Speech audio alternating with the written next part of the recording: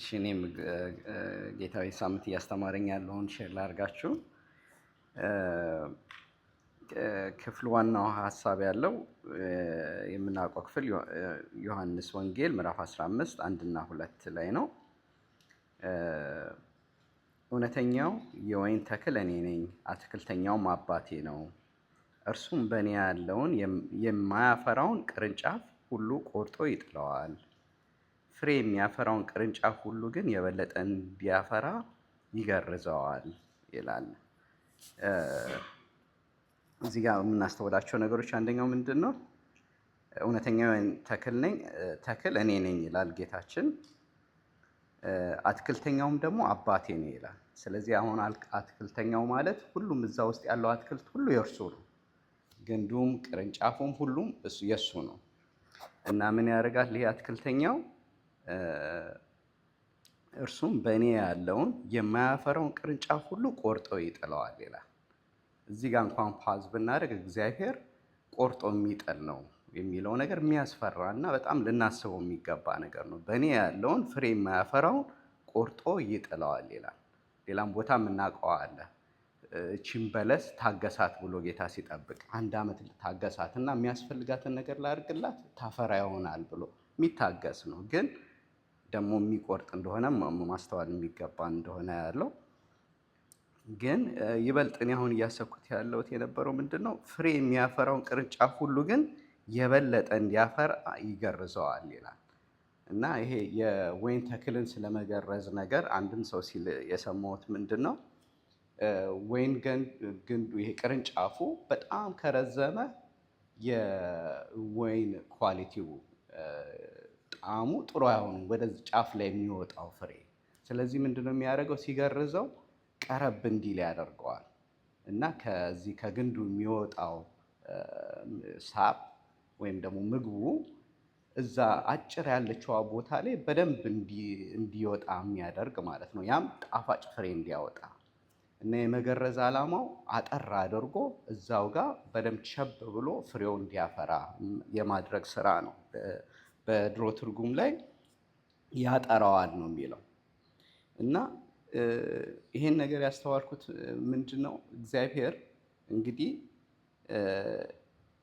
ፍሬ የሚያፈራ ያያል ማለት ነው እና ያንን የሚያፈራውን ሄዶ ይበልጥ እንዲያፈራ ይፈልጋል። መጀመሪያ ፍሬ እያፈራ እንዳለ አይቶ በዛ ተደስቶ እንግዲህ ይሄኛውንም ይበልጥ ደግሞ እንዲያፈራ ሄዶ ይቆርጠዋል ወይም ደግሞ ይገርዘዋል እና ከዚህ ክፍል ጋር አብሮ ተቋራኒ ያየሁት ቦታም የጳውሎስ የምናውቀው ሀሳብ ነው። ይሄም ወደ ቆሮንቶስ ሰዎች ምዕራፍ 12 ከ7 እስከ 10 ላይ ያለው እንግዲህ እንደምናስታውሰው ጳውሎስ ወደ 3ኛው ሰማይ ሄዶ ታይቶ የማይታወቅ ተሰምቶ የማይታወቅ ነገርን ተገልጦ አየ እና በዛ እንዳይታበይ ብሎ እግዚአብሔር ያደረገውን ነገር ስናይ ስለዚህም በመገለጥ ታላቅነት እንዳልታበይ የሥጋ መውጊያ እርሱም የሚጎሽመኝ የሰይጣን መልእክተኛ ተሰጠኝ፣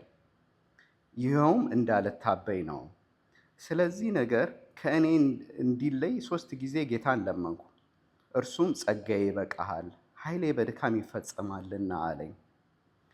እንግዲህ የክርስቶስ ኃይል ያድርብኝ ዘንድ በብዙ ደስታ በድካሜ ልመካ እወዳለሁ።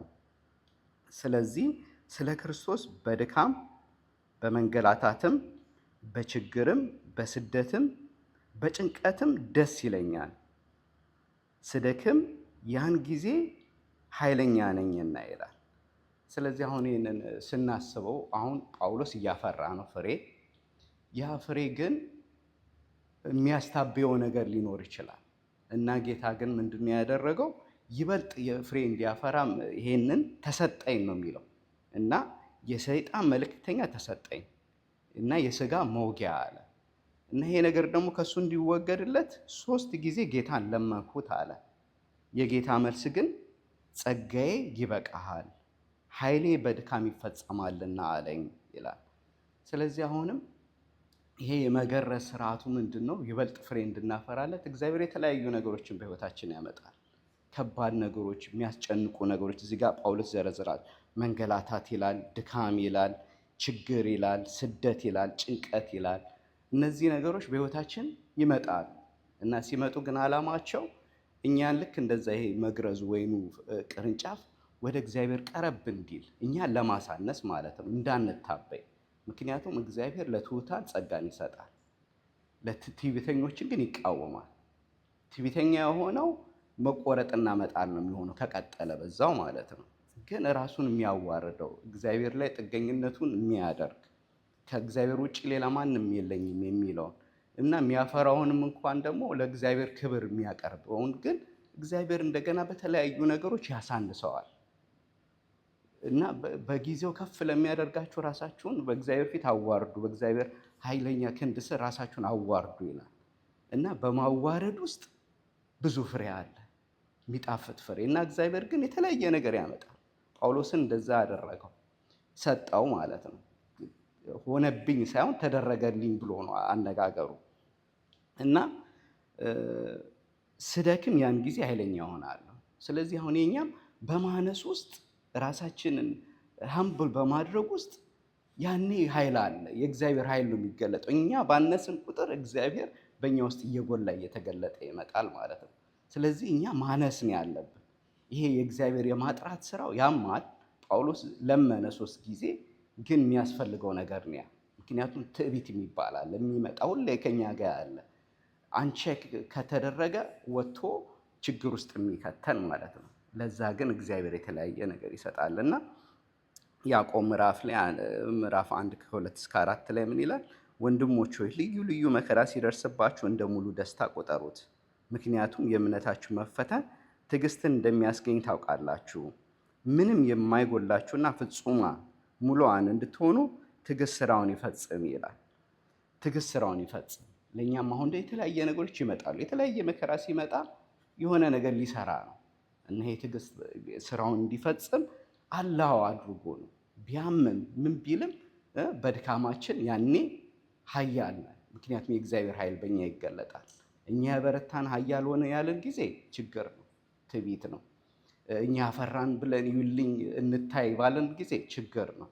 ግን እኛ ግን እያነስን ስንመጣ በተለያዩ ነገሮች በምናልፋቸው ውስጥ ከጌታ ጋር እሱ ላይ ጥገኛ እያደረግን ራሳችንን እሱን በምንሻበት ጊዜ ይበልጥ ፍሬ እንድናፈራ ይሆናል። እሱም ለአባታችን ክብር ማለት ነው። እግዚአብሔር ይርዳን።